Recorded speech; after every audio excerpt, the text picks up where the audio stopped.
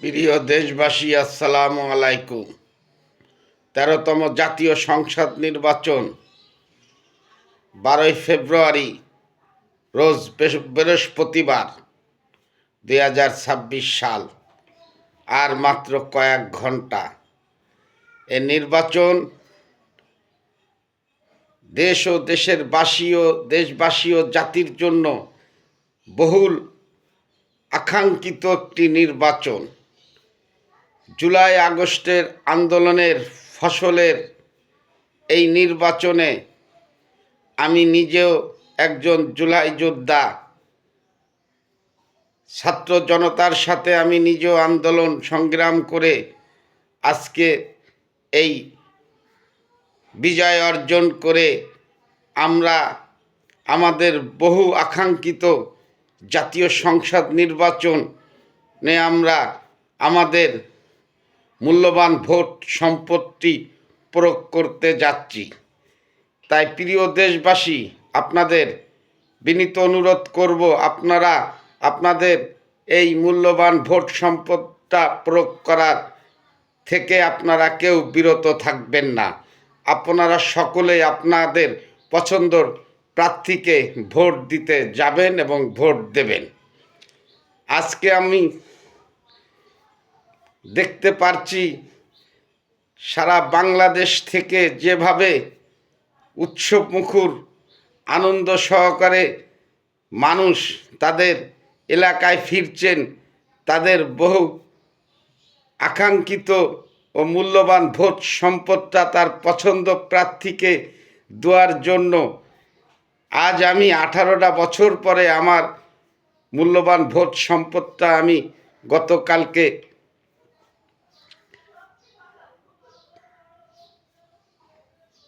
প্রয়োগ করতে যাচ্ছি।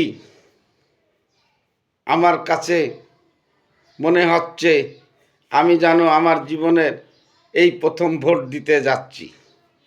আজকে মার পেটের থেকে ভূমিষ্ঠ হয়ে সেও আজকে ভোটার হয়েছেন। তার প্রথম ভোটটা সে তার পছন্দের প্রার্থীকে দিতে যাবে।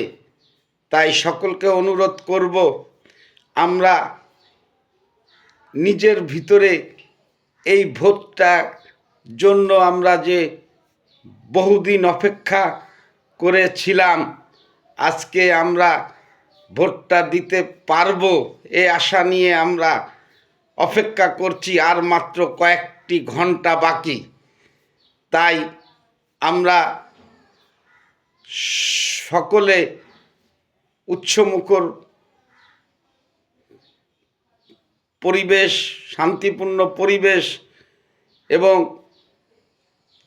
বর্তমান অন্তর্বর্তীকালীন সরকারকে কাছে আশা করি আগামী 12ই ফেব্রুয়ারি যে 13তম জাতীয় সংসদ নির্বাচন হতে যাচ্ছে, এই ভোটটা শান্তিপূর্ণ ও উৎসমুখর পরিবেশে হবে ইনশাআল্লাহ। আমি আবারও অনুরোধ করব, আমরা দেশবাসী আমরা সকলে আমাদের মূল্যবান ভোটটা আমরা যেন প্রয়োগ করতে এবং দিতে যেন ভুল না করি। আমরা সকলেই ভোট দেব ইনশাআল্লাহ এবং আমাদের পছন্দের প্রার্থীকে ভোট দেব। আমরা কেউ ঘরে বসে থাকব না। আমরা ভোট দিয়ে আমরা একটি নির্বাচিত সরকার